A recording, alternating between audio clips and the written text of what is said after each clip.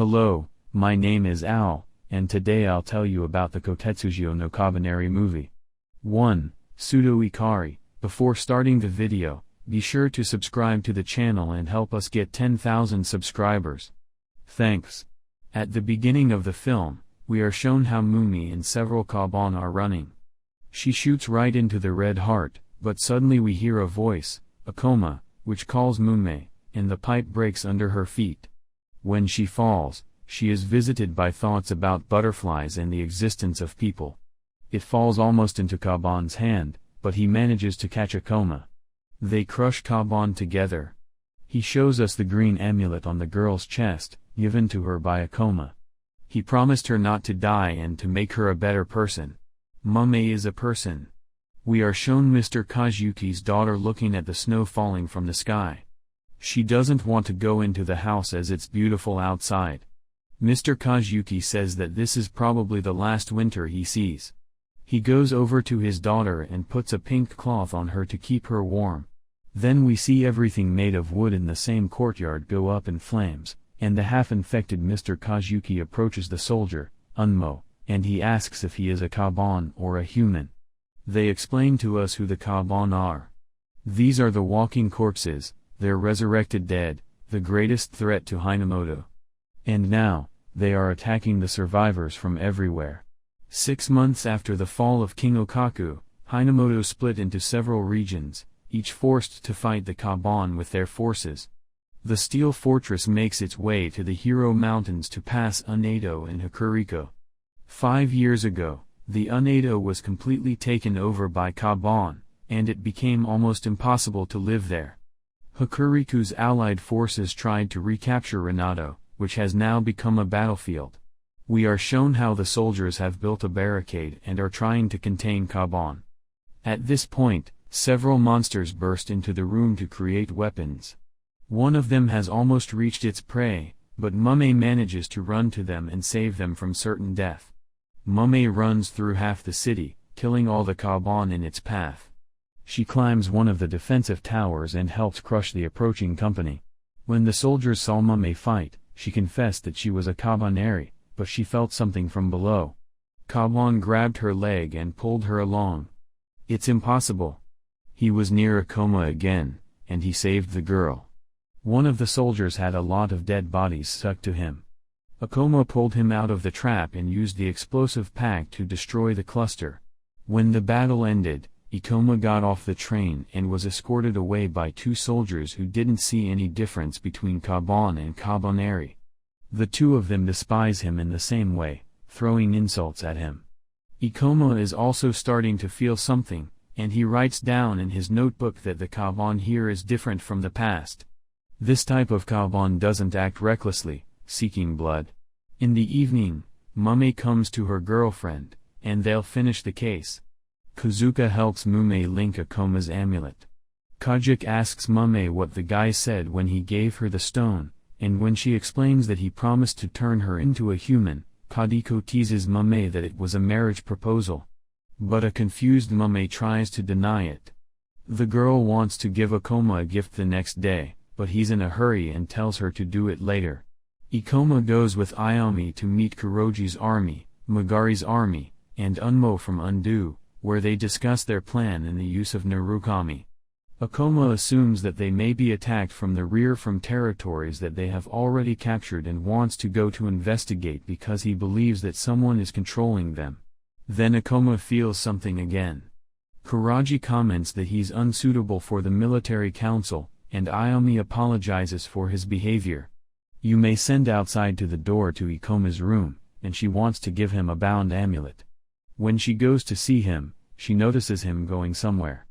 Ikoma explains this by saying that he wants to investigate the lair of Kaban. No matter what he says, they think he's an idiot and doesn't listen to what he says. So he has to study everything and find evidence. Mume tries to stop it, which causes Akoma to think that the girl also feels the same way as others. Suddenly, Akoma has an attack of aggression. Bronze veins appear all over his body, and his behavior has changed to that of a Kaban. He has a hard time controlling his bloodlust and attacks Mume, which is ready to allow Ikoma to bite her. He could still restrain his thirst for Kaban, but the military captures them. Ikoma himself offers to lock himself in a cage for 3 days. If he doesn't turn into a Kaban in these 3 days, he doesn't pose a threat to society. That's what soldiers do. Ayumi loses her grip during her training, and the sword flies out of her hands. She lost her concentration due to Ikoma, since he hasn't been like himself lately. Kuruzu explains that even though he doesn't understand his train of thought about Ikoma, he was never wrong about his conclusions and who their enemy was, making Ayumi start to believe in Ikoma. The group looks at the map, and in the same place, Unmo indicates that Mr. Kazuki makes underground tunnels, and only then does the group realize that Ikoma was telling the truth. In the cabin, Mame comes in, and he says that he'll also go along with the others to explore. She won't wait for Ikoma because he doesn't want to sit idly by. They investigate and find a secret passage covered with a metal Kaban plate. Meanwhile, an operation to free Naro begins in the city. All soldiers are called to their positions. Ayumi is outraged by the decision to start the process so quickly. Kuraji explains this by saying that the weather outside is great for battle. A military train pulls up to the intelligence group, and several soldiers get out. They behave recklessly, pointing their rifles at the group. But suddenly, a huge crowd of Kaban bursts out of the tunnel. Mame decides to run into the tunnel and find the one who controls Kaban. We see Mr. Kazuki loading his sniper rifle. Ikoma hears sounds from outside and people panicking. He's wary. Meanwhile, Mame breaks through a new wave of impending Kaban. After passing the crowd of monsters, she runs on a web. Some sword was waiting for her, and she deftly flew through the cracks, but her knife attached to the rifle cut off several threads, which led to a collapse of rocks from above. It was a Kaban trap. Mame, overcoming all the pitfalls, falls into a pit under the ground. There she is met by a large Kaban, Wasatori. Meanwhile, the armored train arrives at the firing point. The colossal cannon is loaded and aimed at Mr. Kazuki's castle. Sitting on chains, Ikoma hears the panic in the soldiers' voices again and asks them what's happening.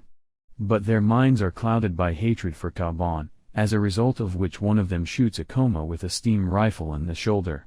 When the guy has another fit of rage, he breaks the chains attached to his arms and almost attacks the soldier.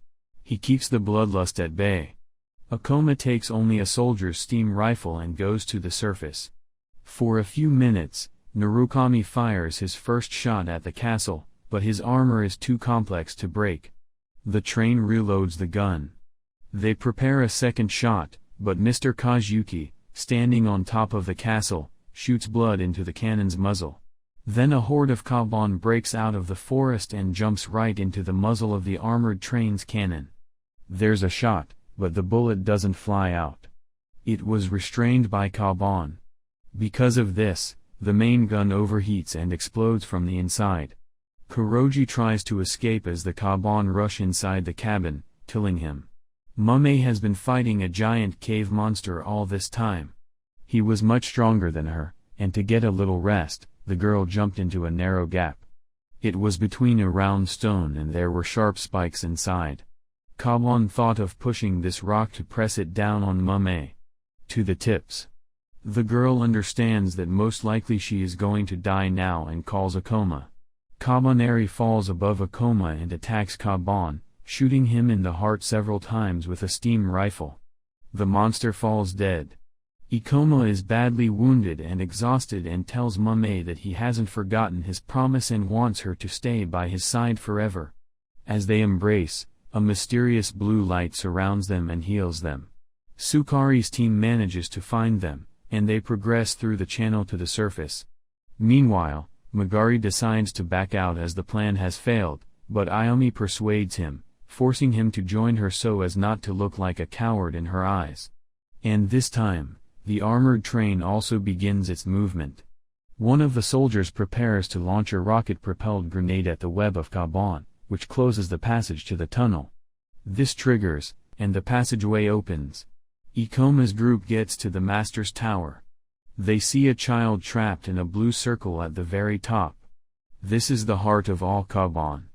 As soon as one of the soldiers came out of hiding, the gentleman shot at him with his rifle. Unmo tells a story about a gentleman. 5 years ago, he was infected and gradually died, but he was able to squeeze the veins in his neck, and because of this, he returned to life, only became a Kabaneri.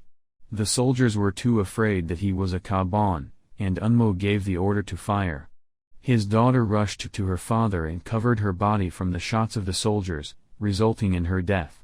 Then Kazuki, who understood the pain of his loss, began to kill the soldiers in the room. He bit their necks and then he bit his daughter too, wanting to revive her even if she was a Kaban. Mumei explains that Miyuki has become the heart of a conjoined colony that will soon burst and try to destroy everything. Unmo tries to negotiate with Kazuki, but Akoma saves them from being shot. This gave Mumei a chance to fire, causing the gentleman to drop his steam rifle. When he goes to pick it up, Mumei catches up with him, and they start fighting. The bullet trigger shots into Miyuki's cocoon, and Mumei sees an illusion. Kazuki wanted to start with his knife, but Unmo managed to stand in front of him and close Mumei, allowing her to stab him with the table. Then Kazuki tells Unmo that it's too late, and he's lost his future because Unmo hesitates to say that he's a human and not a Kaban, then stabs the man again, seeing that he gave his heart to hate. Mumei regains her conviction and fights Kazuki, managing to shoot him fatally. After witnessing her father's death, Miyuki cries and turns into black smoke rising from the mountain. The black smoke is so strong that it can blow down an entire village with just one swing of its limb. Ikoma's group returns to the train alive. The armored train starts moving. A group of military personnel has an idea to accelerate the train to its maximum speed and drive into the tunnel until the train gets caught in the dark smoke. Before entering the tunnel, you need to shoot at the monster to make it deviate, and the smoke should completely break up because of the high speed. Then you'll need to use all the possible brakes of the train to stop in time. That's what the group does. Dark smoke catches onto a speeding train, and cannon fire has passed right in front of the entrance. Dark smoke collides with the tunnel at a very high speed, and the result is that it bursts. Then the light blue snow begins to fall. In his dying moment, Kazuki sees it and calls it the last snow of the year. The armored train leaves Unedo and continues its journey.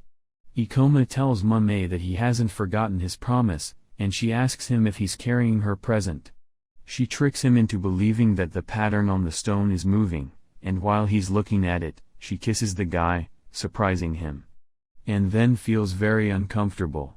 That's all for today. Don't forget to subscribe and like.